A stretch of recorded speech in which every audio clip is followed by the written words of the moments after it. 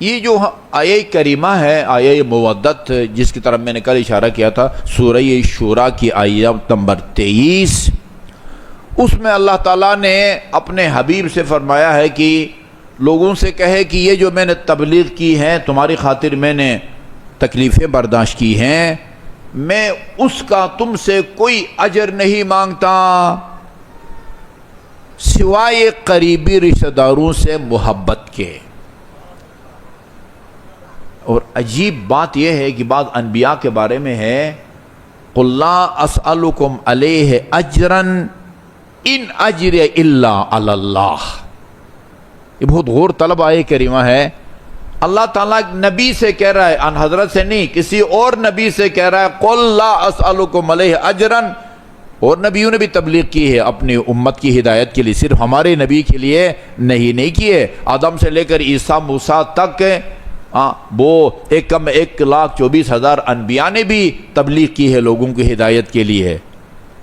ابن حضرت اسحاق ہے، کسی نبی سے ہے، قُلْ لَا أَسْأَلُكُمْ عَلَيْهِ أَجْرًا، میرے حبیب، میرے نبی، ان لوگوں سے، اپنی امت سے کہو کہ میں تم سے اپنی تبلیغ کا کوئی اجر، کوئی مزدوری، کوئی معاوضہ نہیں لیتا، بس یہ نہیں فرمایا مگر میرے قریبی رشتہ داروں سے محبت کے۔ یہ خود ایک توجہ طلب نکتہ ہے، یعنی باقی انبیاء کے کوئی قریبی رشتہ دار نہیں تھے، ان کا کوئی نواسا، ان کی کوئی بیٹی، ان کا کوئی داماد، ان کا کوئی چچزاد، وہ سارے کے سارے وہ لاوارث تھے، ان کا کوئی بھی نہیں تھا۔ باقی انبیاء کے بارے میں ہے، کہیں کہ میں تم سے اپنی تبلیغ کا کوئی اجرت نہیں مانگتا، اور ہمارے نبی سے یہ فرمانا کہ ان سے کہو کہ قریبی رشتہ دار، جیسے میں نے عرض کیا، جی پوچھا گیا تھا کہ قریبی رشتہ دار کون ہے، تو علی، فاطمہ اور حسن اور حسین کا نام لیا نا۔ اس کا مطلب یہ ہے کہ یہ صرف آن حضرت سے یہ کہنا، لوگوں سے کہو قریبی رشتہ داروں سے محبت کے علاوہ میں تم سے کوئی اجر نہیں مانگتا، اس کا مطلب یہ ہے کہ اس محبت سے مراد وہ محبت نہیں ہے جو کسی بھی باشعور یا عقل مند انسان میں کمال کو دیکھ کے خود بخود پیدا ہو جاتی ہے۔ یہ اس سے بڑھ کے ایک اور جو ہے نا وہ مرحلے کی وہ محبت ہے۔ قُلْ لَا أَسْأَلُكُمْ عَلَيْهِ أَجْرًا إِلَّا الْمُحَبَّةَ۔ لہذا ہم اہل بیت اطہار سے محبت کی درجہ بندی کرتے ہیں، درجہ بندی۔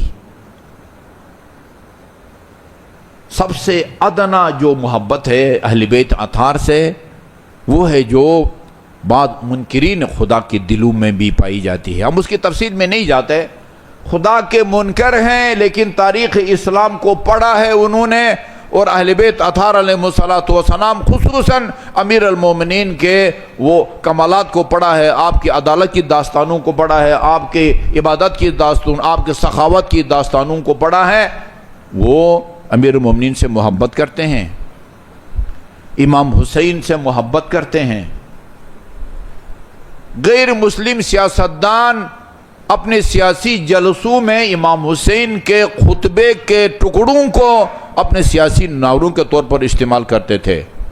انی لا اری الموت الا سعادہ والحیات مع الظالمین الا برما۔ یہ دنیا میں ایک علامت بن گئی ہے، بندہ چاہے وہ کتنا بھی ظالم ہو جی، لیکن اپنے آپ کو مظلوم ظاہر کر کے اپنے آپ کو حسینیت کا علمدار ثابت کرتا ہے، اور مخالف کو وہ یزید سے تشبیہ دیتا ہے۔ یہی پارٹیاں جو باری باری برسر اقتدار آتی ہیں، جو برسر اقتدار نہ ہو، جس کو اقتدار نہ ملے، وہ اپنے آپ کو حسینیت کا علم بردار اور برسر اقتدار کو یزیدیت کا علمدار کے طور پر متعارف کراتا ہے۔ یہ حسین کی حقانیت اور یزید کی شکست کہیں یا اس کے باطل ہونے کی دلیل ہے۔ درود بھیجے محمد و آل محمد پر، اللہم صلی اللہ محمد و آل محمد۔ دوسری محبت جو اہل بیت سے آپ کو نظر آئے گی دنیا میں، ان لوگوں کی ہے جو خدا کو نہیں مانتے، خدا کو تو مانتے ہیں لیکن ہمارے رسول کو، نبی کو نبی نہیں مانتے۔ اب میرے خیال میں دنیا میں زیادہ آبادی مجموعی طور پر خدا کے منکرین کی ہے نا؟ کیا خیال ہے؟ روس کی اکثریت خدا کے منکرین کی ہے. دنیا میں سب سے زیادہ آبادی کس کی ہے؟ چین کی ہے. چین کی اکثریت جو ہے وہ خدا کے منکرین کی ہے. اس کے بعد آبادی میں دوسرے نمبر پر عیسائیوں کی ہے. عیسائیوں کی ہے. وہ اللہ کو تو مانتے ہیں، وہ اہل کتاب ہیں. ہمارے بہت سارے مجتہدین آغا خوئی مرحوم اہل کتاب کو نجیس سمجھتے تھے، عیسائی اور یہودی کو پاک نہیں سمجھتے تھے. انہی کے زمانے میں آیت اللہ حکیم نے یہ انقلابی فتویٰ دے دیا کہ اہل کتاب، عیسائی، کوئی بھی آسمانی کتاب کا قائل ہو، تورات ہو، زبور ہو، انجیل ہو، اہل کتاب وہ پاک ہیں. ایک ہنگامہ مچ گیا تھا نجف کے اندر کہ آیت اللہ محسن حکیم نے اہل کتاب کو، عیسائیوں کو اور یہودیوں کو پاک قرار دیا ہے. وہ اہل کتاب ہیں لیکن ہمارے نبی کو نہیں مانتے. لیکن ان میں بھی آپ کو بہت سارے اہل بیت کے محب ملیں گے. صرف یہ نہیں کہ زبانی کلامی محبت کا اظہار انہوں نے وہ کیا ہے، اہل بیت کے بارے میں کتابیں لکھی ہیں انہوں نے. ہر جگہ اس کو بیان ہونا چاہیے. سب سے زیادہ جس شخص نے اہل بیت کے بارے میں کتابیں لکھی ہیں اور مسلمان نہیں ہیں، وہ سلمان قطانی ہے کہ جس نے اہل بیت کی شان میں 25 کتابیں لکھی ہیں. 25 کتاب. لیکن وہ ہمارے رسول کو نہیں مانتا. لازمی بات ہے، جو اہل بیت کی شان میں اور امیر المومنین کی شان میں کتاب لکھتا ہے اور امیر المومنین کی شان میں کتاب لکھ کے مقابلہ جیت جاتا ہے اور پہلا انعام حاصل کرتا ہے. علی کی شان کی کتاب لکھنے میں شیعوں کو بھی شکست دیتا ہے، سنیوں کو بھی شکست دیتا ہے، اور کتاب لکھتا ہے. اپنی کتاب کا نام رکھا ہے علی متراس و نبراس. کتاب کے نام کا مطلب بنتا ہے علی ایک مضبوط قلعہ اور روشن چراغ. انعام حاصل کیا اس نے. اور بہت سارے وہ عیسائیوں نے کتابیں لکھی ہیں. یقیناً ان کی جو ان کی شان میں کتاب لکھتا ہے، نعوذ باللہ ان کے دل میں علی سے یا اہل بیت سے دشمنی ہے. لیکن وہ علی سے محبت نجات کے لیے کافی نہیں ہے. وہ جس کو علی اپنا رسول مانتا ہے، مجھے نہیں معلوم، یہ بھی خود ایک بہت تعجب ہوتا ہے. علی کو ایک مثالی انسان تصور کرتا ہے اور مثالی انسان سمجھ کے اس کی شان میں کتاب لکھتا ہے، لیکن عقیدہ وہ نہیں اپناتا جو علی اپناتا ہے. علی رسول خدا کو اپنا رسول مانتا ہے. یہ علی کی شان میں 25 کتابیں لکھنے کے باوجود رسول کی رسالت کا وہ منکر ہے. یہ محبت اس کے کام نہیں آئے گی. دنیا میں انعام مل گیا، اس کو انعام مل گیا. ججوں کا جو پینل تھا آیت اللہ خوئی اور حکیم کے زمانے میں، اس ججوں کے پینل میں شہید محمد باقر صدر بھی تھے.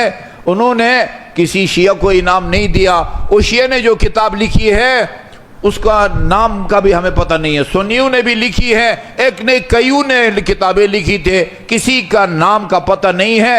جس نے پہلا ہی نام حاصل کیا اور عیسائی ہے، اور اس کے نام کا بھی پتہ ہے اور اس کا کتاب کا نام کا بھی پتہ ہے. اس کو انعام بھی مل گیا. دنیا میں شہرت بھی مل گئی، انعام بھی مل گیا، لیکن آخرت میں اس کی وہ کتاب کام نہیں دے گی، اس لیے کہ اس نے ہمارے رسول کی رسالت کا انکار کیا ہوا ہے.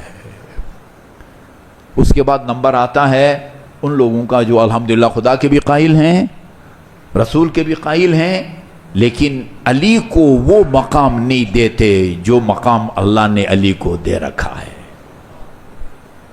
علی کو خدا کا نمائندہ نہیں سمجھتے، علی کو حجت خدا نہیں سمجھتے، علی کو معصوم من الخطا نہیں سمجھتے. دوسرے الفاظ میں دین علی سے نہیں لیتے. دین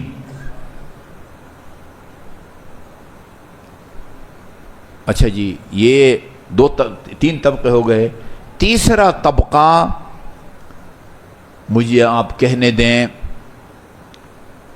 شیعوں کی اکثریت کا ہے، جو خدا کو بھی مانتی ہے رسول کو بھی مانتی ہے، علی کو وہ مقام بھی دیتی ہے جو مقام اللہ نے علی کو دے رکھا ہے۔ حجت خدا سمجھتی ہے، خدا کا نمائندہ، خدا کی طرف سے مقرر وصی پیغمبر اور امام سمجھتی ہے، لیکن وہ اس معنی میں علی کا پیروکار نہیں ہے جس معنی میں ہونا چاہیے، علی کا پیروکار نہیں ہے۔ نمونے تو آپ کو بہت سارے ملیں گے نا،